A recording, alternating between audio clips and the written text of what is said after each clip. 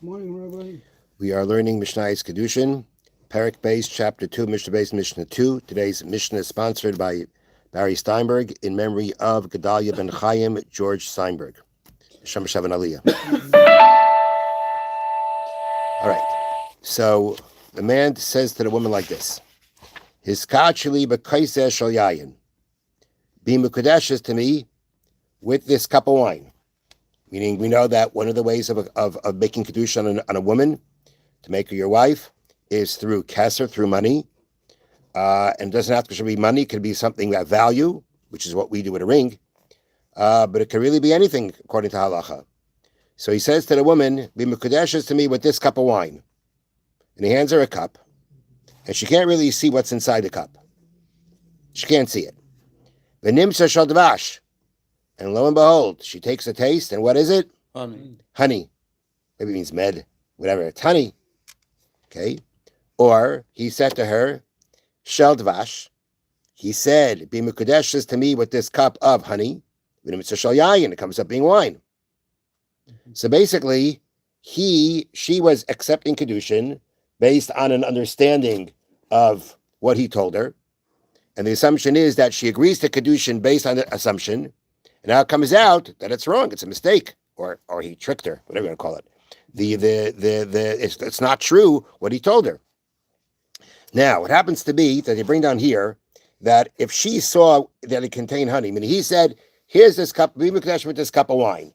But she looks inside, she sees it, and she sees it's honey. And she doesn't say anything about it, then the halacha is that means she agreed to it. So even though he said wine, but she saw it was honey, she accepted it anyway. That's a clear sign that she accepted it even though it was honey, and she can't go ahead and she can't claim it was a mistake. Next example, Bedinar shal kesef, be mukadeshes to me. The man says to the woman, mukadeshes to me with this dinner of silver. V'nim shal zav, and it comes out that it was gold. Shal zav and it's shal kesef. Or he said, be mukadeshes to me with this golden coin. It comes out being a silver one. Or he says, Amanashani Asher v'nimtzani. Mikdashes to me on the condition, meaning with the understanding that I am a rich man.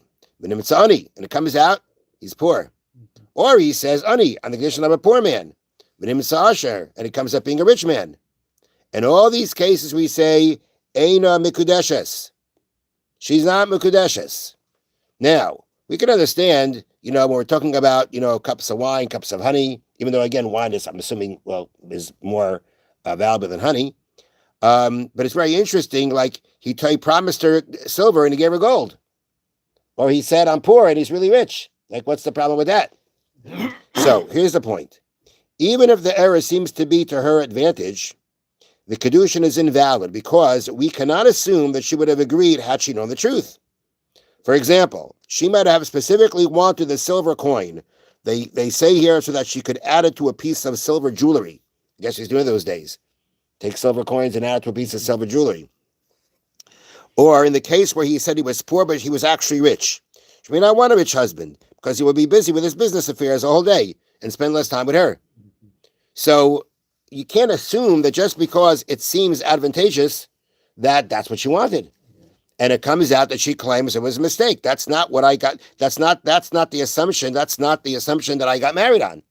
And therefore, in all these cases, we say, or she can claim, it's a mistake. It's a mistake because of the fact that I was agreeing based on the information you gave me, and I wouldn't have agreed otherwise. So it was a mistake. And therefore, the Mishnah says, and Mukadesha, she's not married to this man. Rabbi Shimon says, if he tricked her to her advantage, then the halacha is she's mukadeshes. Then we can assume that she's okay with it. Meaning, if there's an advantage, the way they explain here is the way the Bartanura says, if it's a monetary advantage, then we say we can assume she's happier with the fact that there's more money there than what she assumed. But for instance, the other cases, you can't necessarily, well, again, all these cases really in our Mishnah were,